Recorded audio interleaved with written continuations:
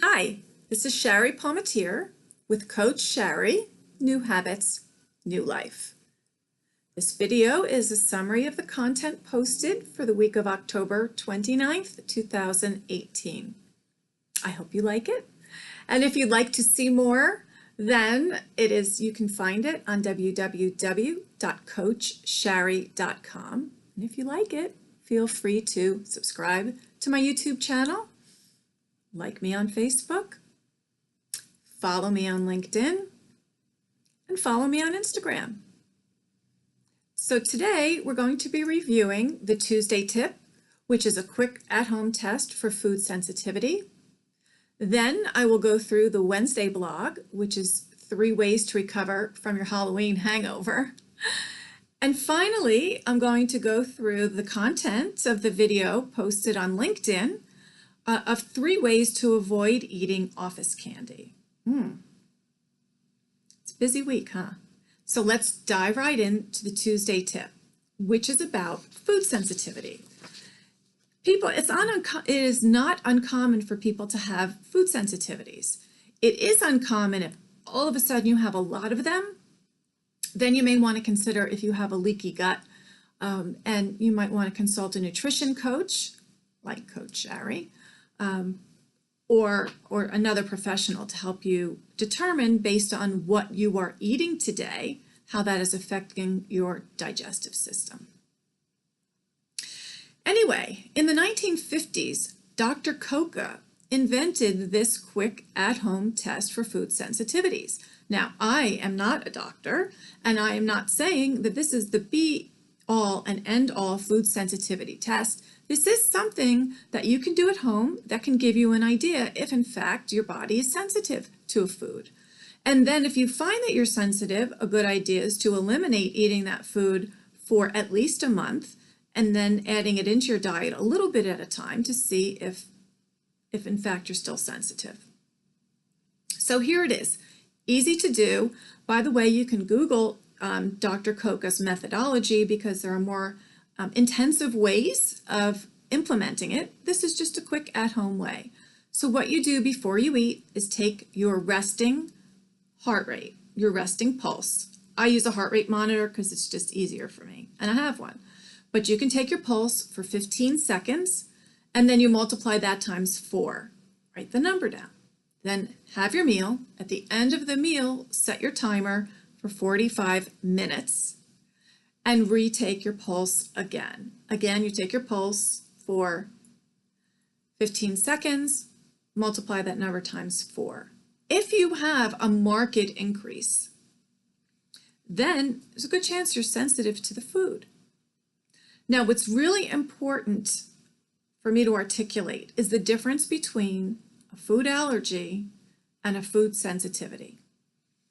If you are allergic to a food, you may rash right away, throat gets swollen, lips, tongue. If this happens, it's an allergy and you must seek medical attention. That is very different from a sensitivity. Sensitivities can take up to 2 to 3 days to appear, and sometimes you don't even know what caused it. Food sensitivity typically affects your digestive system. Bloating, could be gas, just not feeling right. And if you have enough food sensitivities and if you have a serious digestive problem, there can be other symptoms that happen from leaky gut. But to keep it simple, if you're curious to know if you have a food sensitivity, you can do this very, very quick test. Let me give you an example that I had. I shop at Trader Joe's all of the time, and in my local store, on the checkout line, they have plantain chips hanging up. And what's good about Trader Joe's plantain chips is that they don't add sugar to them like many brands do. And so one day I did grab the bag because I love them. And as treats go in the grocery store, I'm sure you'll agree, not such a bad one. But what happened to me by the time I got home, and by the way, I'm less than a mile away, my heart was racing. It felt like I was having an anxiety attack, which by the way, I don't have, but it was racing. And I laughed because I said, gee, I don't need a heart rate monitor to tell me that my body does not want this food, and I can wave at it, which is what I do now. Even though I'd like to have it, I just wave and say, sorry, we can't be friends. So give it a try and see if it gives you information about your own body. Again, if you have many food sensitivities all of a sudden, you're likely not feeling well. You really should consider seeing a nutrition coach or consultant like Coach Shari to help review your foods and see if, in fact, there is something that can be helped with better nutrition. And if you like this information, I encourage you to go to www.coachshari.com for more and subscribe, like, follow. Moving on to the Wednesday blog post, where you will find on the website www.coachshari.com. By the way, you have to spell Shari right, S-H-A-R-I. Okay, 3 ways to recover from your Halloween hangover. And yes, I'm not talking about alcohol.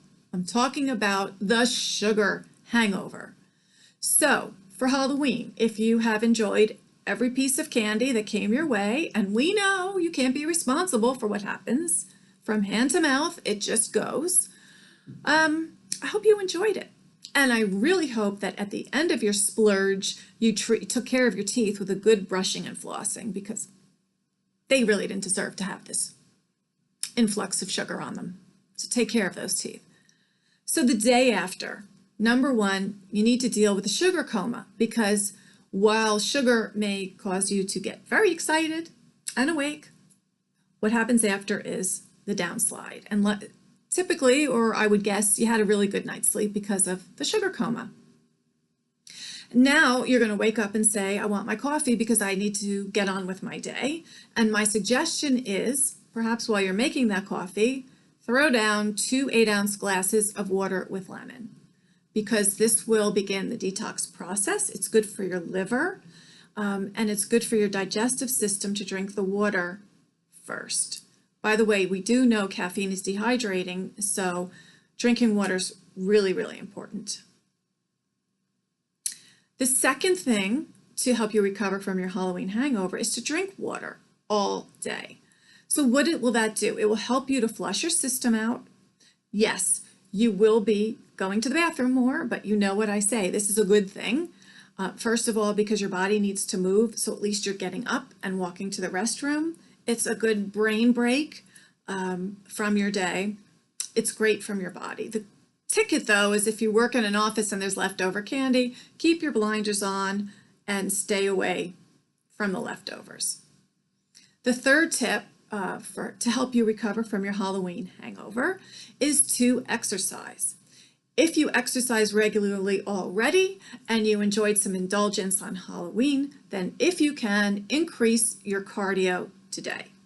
Whatever it is that you do, whether it's walking, running, spin class, dancing, do it. Just do it today. It's really important that you circulate, that you get these toxins out of your body. Sugar serves no good use to your cells, so you want to get it out.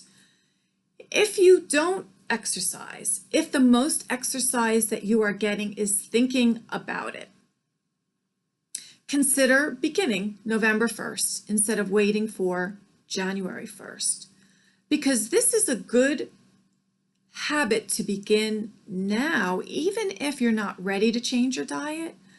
If you're starting to exercise to create this new habit when you're ready to change how you eat, this will already be in play instead of changing everything on day 1 and likely being challenged to be consistent.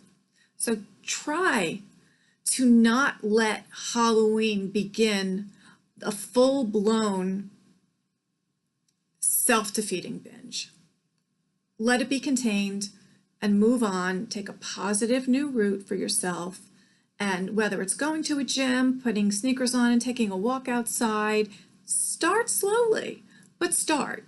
Do something that you feel you can make a habit for your lifetime. You have the opportunity between now and Thanksgiving to detox from the sugar. Maybe regroup and consider taking on a few healthy habits, such as what I have mentioned here, drinking water all day, beginning an exercise program. And if you feel that, hey, Shari, I know what I need to do, I just don't do it, if you're ready to take on the support of a board-certified health coach and nutrition coach, this could be a really good time, because the way the coaching process works, we work in your time frame. You're accountable for those goals and experiments that you feel that you can take on. And this is a process. It is a process, and it's your process. Each person changes in their own pace. And so this might be a good time for you to start working on some healthy habits, even if you're not ready for the nutrition piece yet. And of course, Coach Shari, New Habits, New Life, is here just for that, to support people in making healthy changes. And if you like this post, I hope that you'll read more at www.coachshari.com and subscribe, like, follow at Coach Shari. And the last post that we're going to review today is the video that was on LinkedIn. And that was about 3 tips for avoiding eating the leftover candy in the office. I have worked in offices for many, many years. And in fact, I remember when I was working from home that I thought it was such a blessing that I didn't have the temptation of Halloween candy and Christmas cookies, because I really, even though I'm not a lover of candy, if you see it and smell it all day, eventually it starts to talk to you and you end up eating it. So for those of you that work in an office, I really do empathize with how difficult it is to stay away from it. You know you need to and you want to and you can't. And especially since the day after Halloween, everyone's trying to get their leftover candy out of their houses, so they bring it into the office like they're doing anyone a good favor. So you have candy in the conference rooms and in the kitchen and by the coffee and the reception desk, and it's just everywhere. So I appreciate this is tough. The best thing that you can do is, number 1 tip, prepare. Preparation is always the best thing if you're looking to take on healthy habits. What do I mean by that? If you have enough food with you, you will reduce the temptation to grab at something else. So bring your lunch, make sure you have enough food, snacks, a nice healthy fruit and some healthy nuts portioned out. But if you bring enough food, you shouldn't be tempted to have to grab something, as opposed to, I didn't bring my lunch, I didn't buy my lunch, I can't go out for lunch. And now you're so hungry that you're reaching for anything because you're hungry. So to avoid that, be prepared, bring your food. Number 2, drink water. Drink water all day. This will help you flush out your system. Yes, as I said before in the last post, it's going to cause you to go to the bathroom, but especially at work, you need to make sure you stand up enough, you need to walk around, and it gives you a brain break. Brain breaks are very important for stress management. And you may be stressed even over all of this sugar that you ate the day before. It's okay. You're fine. Drink water all day. Go to the bathroom. These are all good things. Just have your blinders on to that candy everywhere. And the final tip from the LinkedIn video, and if you like it, please follow Coach Shari, LLC, on LinkedIn. Final tip is to beware of amnesia eating. Now, this is very common when we have candy everywhere, because you may be popping it into your mouth and you don't even realize it. That's amnesia eating. That's when we're not fully conscious and aware of what we're doing. You could simply, if in fact you work, let's say in an office suite, and you have to go to the hallway to go to the restroom, and you pass a reception desk or a lobby area that has candy, you may just walk by and just pop one in your mouth. You don't even know you're doing it. And by the end of the day, you've had more calories in one day than you need to have in 3 days. So if you can be consciously aware of not grabbing food, or let's say non-food, which is candy, if you can stop yourself from that amnesia grabbing, then you'll be way on your way to helping yourself avoid the candy. Awareness, it's always a good first step. So I hope you enjoyed this video wrap-up of all that Coach Shari, www.coachshari.com, published this week. And if you do like it, please go to YouTube, subscribe, Instagram, follow, Facebook, like, and finally LinkedIn, follow me. Thanks, and we'll see you again.